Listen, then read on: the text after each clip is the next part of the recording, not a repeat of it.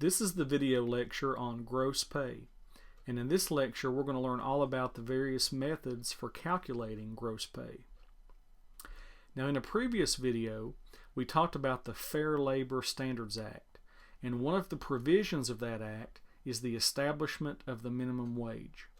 At this point, the current minimum wage is $7.25.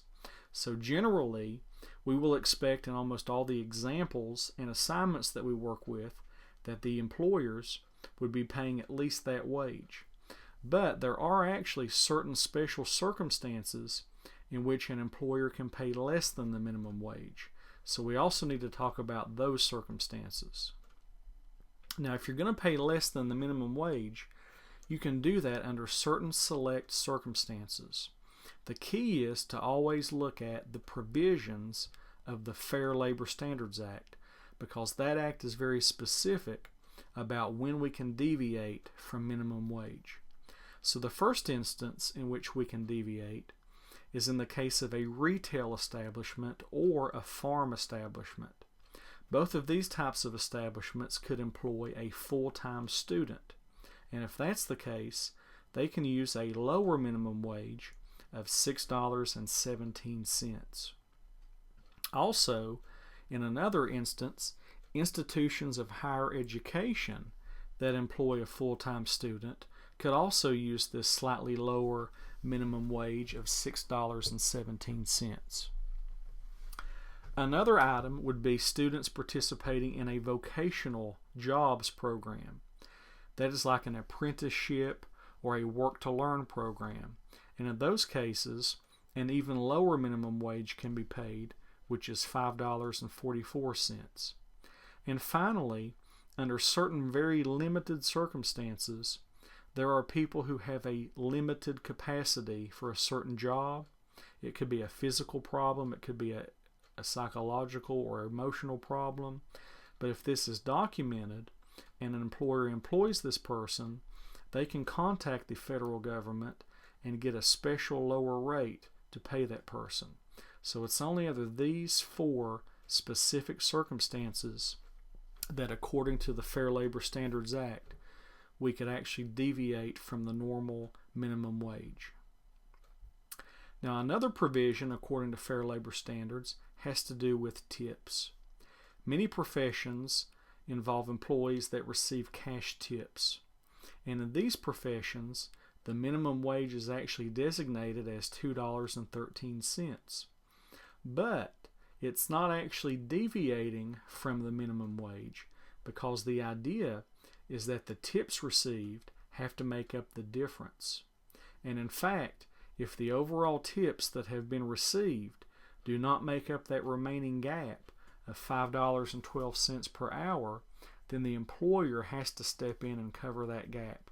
So in other words, ultimately, even though the person is a tipped employee, we really do not deviate from the minimum wage. They would have to, at least at the bare minimum, make the standard minimum wage per hour. Another provision of the Fair Labor Standards Act is defining a work week. And they define a work week as a 40-hour work week. So that is the standard by which we will use in all of our calculations. The Fair Labor Standards Act also has requirements in regard to overtime. Now, we said before, a standard work week is considered to be 40 hours per week. So any hours worked beyond 40 would be considered overtime hours. And at a bare minimum, that requires an overtime rate that is at least 1.5 times greater than the regular rate. So in many of our calculations, we will use 1.5 in order to calculate that overtime rate. Now, the only time we would not use 1.5 would be if we were told otherwise, because sometimes certain businesses actually pay a higher minimum wage or a higher overtime rate. They might pay as much as 2 times the regular rate or 3 times the regular rate for overtime. And if they do that, it's in order to be more competitive and to attract more workers. And many times businesses will elect to do that. And it's okay to do that as long as it's a higher overtime rate, but it can't be any lower than that requirement of 1.5. Now, when we start to calculate gross pay, it's very important that we understand pay periods, because we can actually calculate a person's pay for different lengths of time. And every time we're presented with a calculation or problem, we always want to pay close attention to the pay period to make sure that we're using the right time span. So there are many different options, and we start out with the most often option, which would be daily, which would be more times than any other possibility, 365 days potentially in a year. Then you have weekly, and that would be potentially 52 pay periods in a year.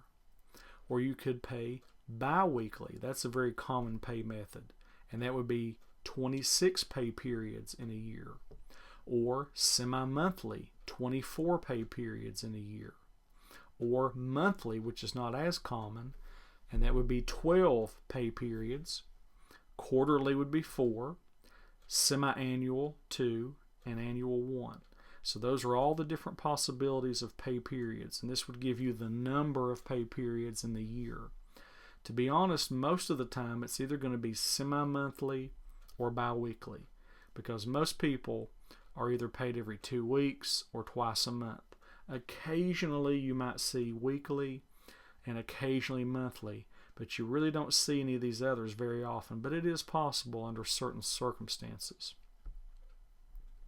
Now, in terms of the pay options, if we're going to have to calculate a person's gross pay, then what is the possibility in terms of different pay methods?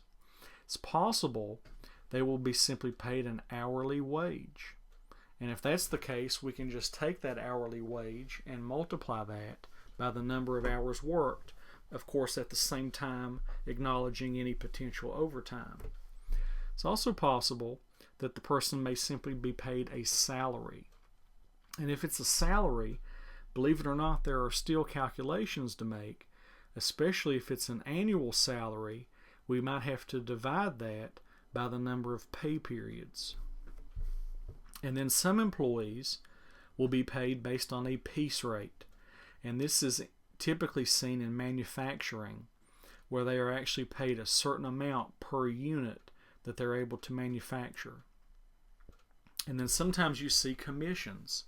These are very common in sales-related positions. And the idea is that by offering a commission, it encourages the employee to sell more and to conduct more business. And that's usually based on a percentage. And then there's the possibility of incentive pay. Sometimes we give our employees extra incentives to motivate them. And if we do that, that's a possibility, an incentive pay. And then, of course, bonus. So all of these could potentially show up in our examples and also in our assignments when we begin calculating a person's gross pay. Now, one more thing on salaries. If we do have a salaried employee, there are actually a couple different options.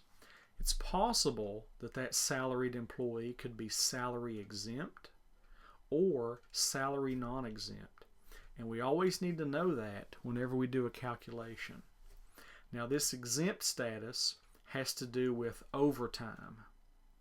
If someone is salary exempt, that means they are exempt from overtime. Now, it doesn't mean that they're exempt from working overtime. It means they're exempt from being paid for it. Whereas if a person is salary non-exempt, they have to be paid for overtime.